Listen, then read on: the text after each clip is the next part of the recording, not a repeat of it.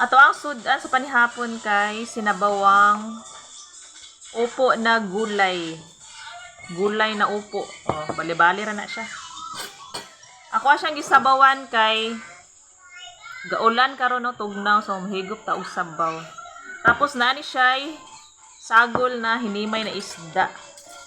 Sobra atong kuan giluto na ko ganinang buntag no nga adobong isda. So mo ni siya ako ang gisagol ri sa sinabawan na upo.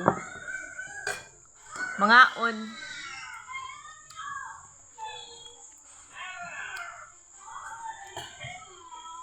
Akong luto karon ng higala kay mais. Katong pino nga mais.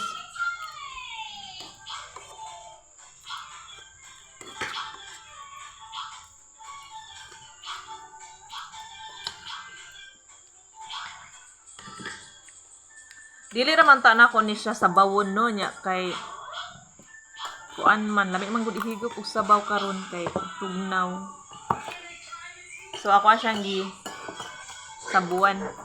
Lami po ni siya ganang mo ni siyang adobohon tapos musabaw ra man ni siya iyaha. So lami ra pud siya ganang adobo ra jud kanang dili mo siya butangan og tubig.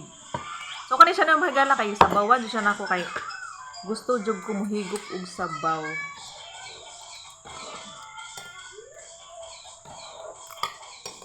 Maayo gani inom higala kay naay ni suroy karon. So nakapalit na pud ko og upo.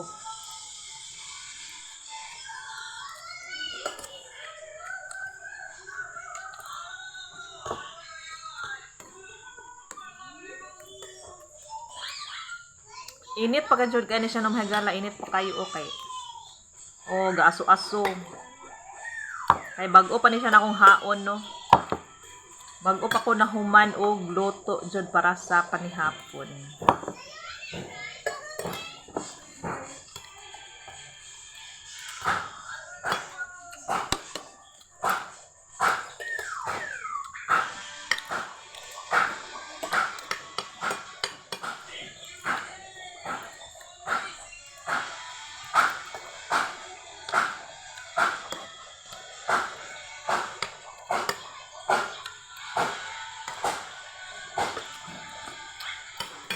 Nag-ulan karon mahigala dayon.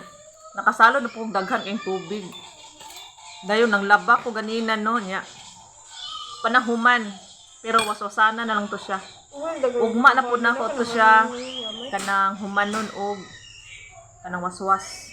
Ay waswasan lang man to so ugma na pud to siya no mahigala kay gabiin na. Gikapoy na sad ko. So nagluto na lang ko para panhapon no kay gabiin naman.